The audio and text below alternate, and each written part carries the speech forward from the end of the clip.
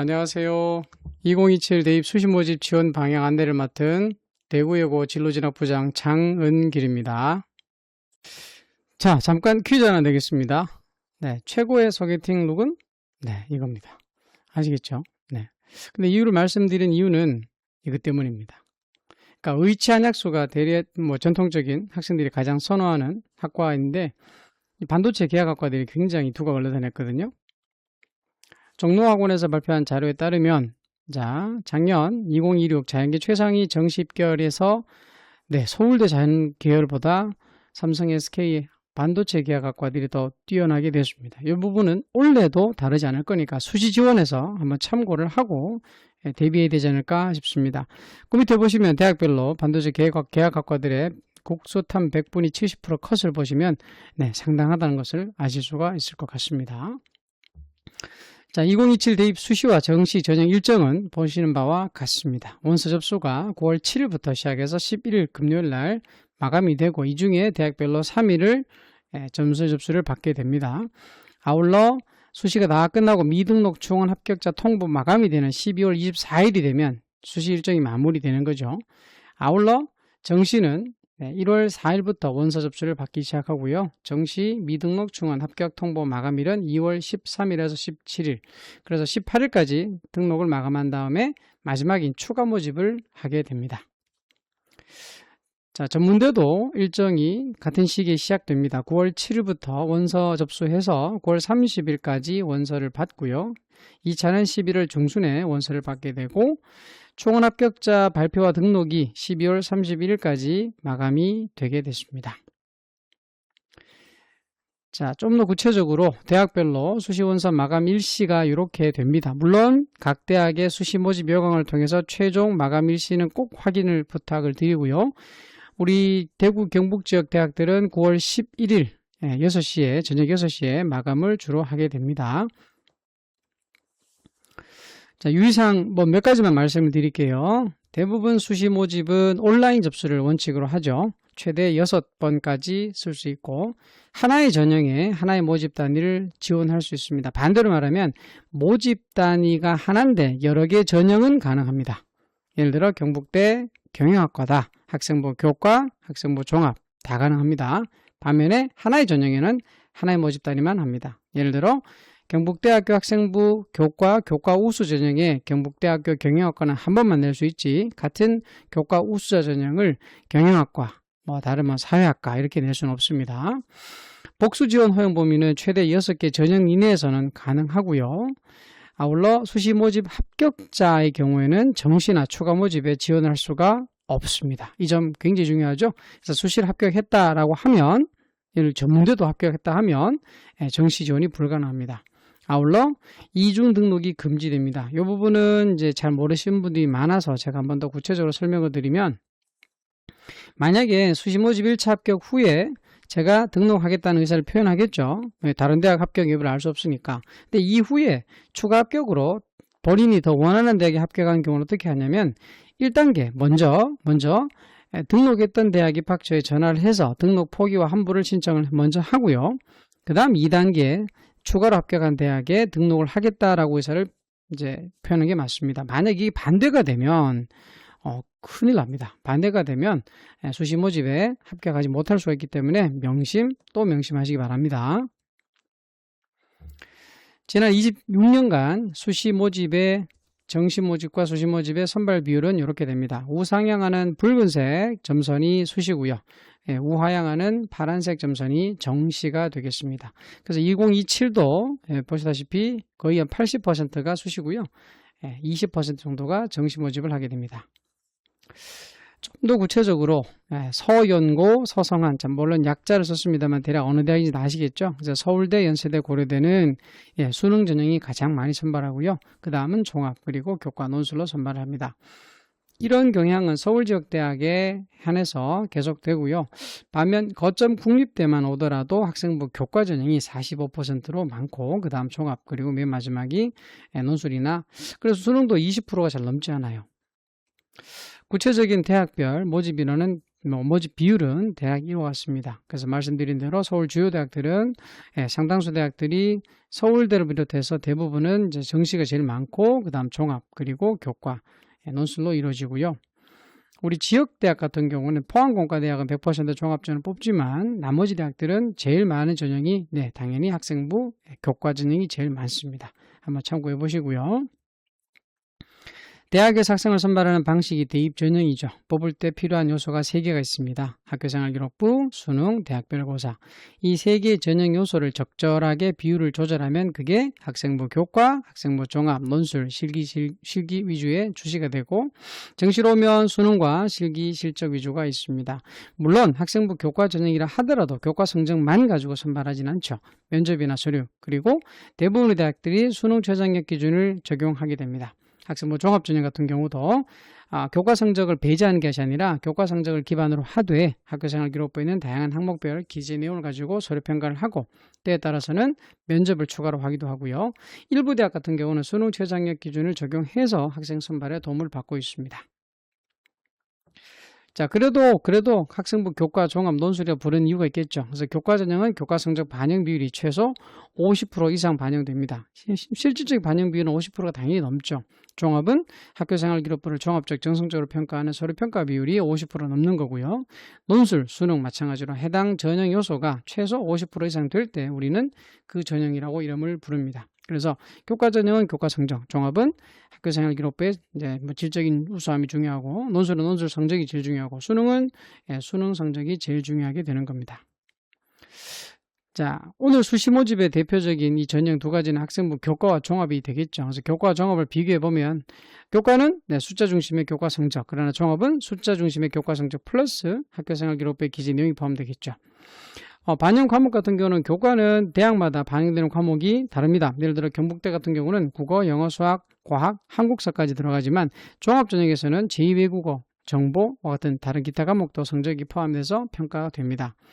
출결 봉사 같은 경우는 교과 전형에서는 어느 정도 대학별로 차이가 있습니다만 정량 평가하는 대학이 많고요. 종합 전형은 특정한 결석 일수에 대해서 점수를 일정 부분 감한다는 식의 정량 평가가 아니라 정성 평가로 평가를 하게 됩니다. 물론 특정 학생이 미인정이나 또는 요즘 같은 경우는 이제 변결도 많게 됐을 때는 종합 전형 같은 경우는 왜 그런 변결이 많았을까에 대한 이유를 학교생활기록부에 찾고자 노력하겠죠. 그렇게 평가의 방식이 좀 다르다는 거. 서류 평가는 교과는 기본 없습니다. 단 서울 주요 대학과 일부 대학 같은 경우는 교과에도 서류 평가가 일부 들어갑니다. 종합 전형은 당연히 서류 평가가 있죠. 교과 전형은 일반적으로 수능 최저가 있다고 보시는 게 맞고요. 종합은 그렇지 않은 대학도 있지만 또 상위권 대학들은 수능 최저가 있습니다. 자, 학생부 종합 전형은 말 그대로 학교생활기록부를 정성평가합니다. 그러다 보니까 내가 이 정도 학교생활기록부를 가지고 합격할 수 있다 못한다라는 합격 예측 가능성이 굉장히 떨어져요. 반면 교과 전형이나 수능 전형은 숫자로 평가합니다. 그래서 해당 대학별 환산 점수가 학생부 교과 전형과 수능 전형에서는 대학별 환산 점수가 나옵니다. 그럼 그 정량평가 기준을 가지고 이전 연도 입시 기록과 비교해 봤을 때 합불에 대한 예측 가능성이 높아지죠. 그래서 학생들 입장에서는 교과나 수능 전형은 내가 갈 수 있다 없다에 대한 판단이 쉽고 반면 상당수 아이들은 종합전형은 본인이 준비했던 서류를 가지고 한번 도전해보고 싶다. 그래서 가고 싶은 대학은 종합전형, 갈 수 있는 있다 없다 판단이 되는 전형은 교과나 수능 위주 전형이 되는 겁니다. 일반적으로 아이들이 등급대별 지원하는 각 전형별 개수는 이와 같습니다. 그래서 1등급 대들은 교과와 종합을 적절하게 쓰는 것 같고요. 2등급에서 3등급 중반 친구들, 이 친구들이 종합으로 많이 지원하는 경향이 있고요. 3등급에서 4등급 초반 친구들은 본인이 수능 준비도에 따라서 교과 또는 종합 같은 수시로 갈지 아니면 정시까지 노릴지를 판단하는 기준이 될 것 같고요. 4등급, 5등급 친구들은 종합도 내겠지만 주로 교과점 위주로 많이 지원하는 추세입니다. 자, 만약에 어떤 특정 학생이 원서를 쓴다고 쳤을 때, 자, 1번, 2번, 3번. 1번 학생은 점 1개가 수시 원사라고 쳤을 때 소신과 상향쯤 되는 위치를 쭉 6개 다 내는 거죠. 3번 친구는 안정부터 저쪽에 초상향까지 내는 친구죠. 자, 학생 또는 학부모님들께서 이 영상을 많이 보실 텐데 그럼 누가 원서를 제일 잘 못 썼을까요? 네, 뭐 정답은 없습니다. 그렇지만 1번처럼 쓰는 경우가 사실은 다 떨어지거나 또는 다 붙을 수 있죠. 다 붙어도 사실 그렇게 좋은 일은 아니겠죠. 그래서 가장 이상적인 경우는 이렇게 원서를 쓰는 겁니다. 그래서 교과나 수능 전형으로 안정과 적정을 우선 선택을 하고 종합 전형에서 적정, 소신, 상향으로 원서를 쓰고 일부 학생 같은 경우는 논술을 선택할 수도 있을 것 같습니다.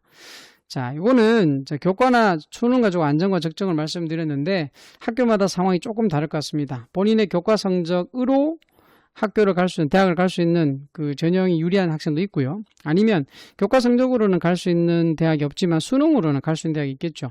그런 경우에는 수시에서 교과나 수능을 가지고 내가 최소한 이 대학 정도는 갈 수 있을 거야 라는 판단을 내리고 그리고 종합전형으로 내가 조금 더 가고 싶은 또는 논술로 조금 더 가고 싶은 대학을 쓰는 경우가 많습니다. 자, 예를 들어 수능 전형으로 내가 어느 정도 대학을 갈 수 있는지를 판단한다고 쳤을 때 일반적으로 자 6월 모의평가 또는 9월 모의평가가 가장 공신력 있는 평가겠죠. 자, 그래서 9월 모의평가 같은 경우는 우리가 원서를 쓰기 전까지 성적표를 받을 수는 없습니다. 그래서 가채점 결과로 대략 파악을 하셔야 될 것 같고요. 예를 들어 어떤 학생은 6월 모의평가 성적이 이렇다고 쳤을 때 본인의 국어, 수학, 탐구 영역의 100분 위 점수를 합합니다. 물론 탐구는 2개 평균을 내죠. 왜 그러냐면 표준 점수는 해당 시험의 과목별 난이도가 반영되는 점수입니다. 그래서 어떤 시험에서 내가 똑같은 원점수 100점을 받아도 어떤 때는 표준 점수가 130대지만 어떤 때는 표준 점수가 150대까지 올라갈 수 있거든요.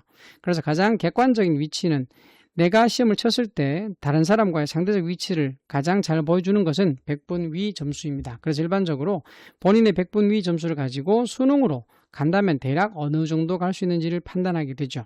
자, 사례돈 친구는 국어의 100분위가 96, 수학은 95, 탐구는 75, 93 이걸 평균 냈을 때 대략 275쯤 되는 100분위를 가지게 됩니다. 굉장히 잘하는 친구죠.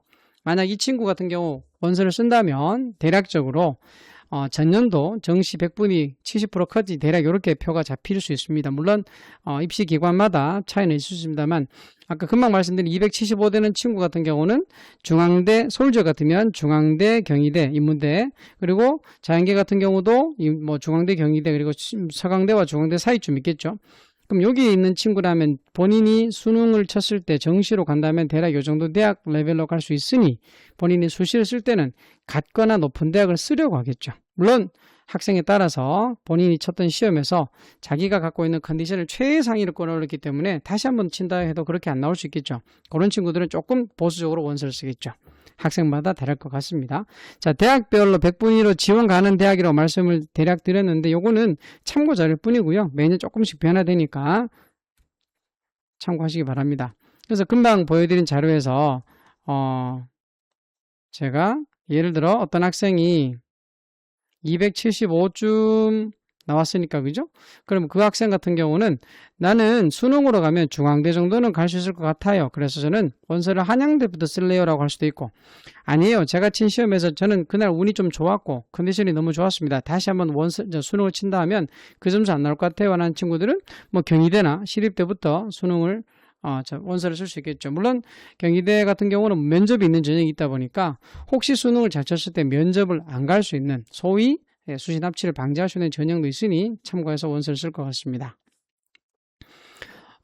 오늘 제가 말씀드릴 거는 교과 전형이 아니라 종합 전형이기 때문에 교과 전형의 반영비를 이렇습니다. 인데 제가 말씀드린 이유는 교과 전형도 이 서울 주요 대학들이 2027도 당연히 서류평가가 반영되는 대학들이 있다는 점.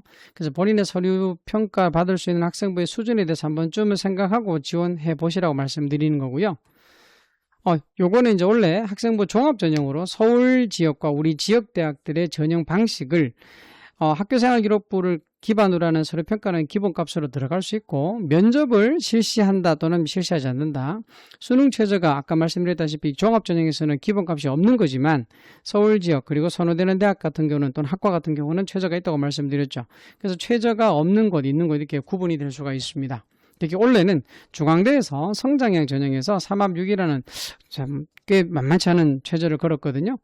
사실 일반고 입장에서는 사실 수능 최저가 없고 면접도 없는 이쪽 전형들 같은 경우는 일반적으로 일반고 학생들이 합격률이 그다지 높지는 않은 편입니다. 그래서 대학별로 이제 아무리 학생부 종합 전형이라 하더라도 일반고 학생들 같은 경우는 수능 최저를 충족했을 때 합격의 가능성은 훨씬 높아진다는 점, 네, 그 점을 무시할 수는 없는 것 같아서 본인이 갖고 있는 역량에 따라서 지원 여분 또는 지원 대학 라인을 한번 생각해 볼 필요가 있을 것 같아요. 자, 그럼 교과 전형과 종합 전형의 성적 차이는 어느 정도인가? 자, 대학 어디가에서 나타난 자료를 볼 때 교과 전형은 70% 컷과 종합 50% 컷을 잡은 이유가 똑같은 컷을 비율을 잡았을 때는 범위가 더 벌어지기 때문에 교과 전형은 합격자 전체 예를 들어 10명인 과의 7등 점수, 종합 전형은 10명인 과의 5등 점수를 비교해 봐도 말씀드린 대로 교과 점수보다 종합 점수가 훨씬 더 떨어지는 걸 볼 수가 있죠.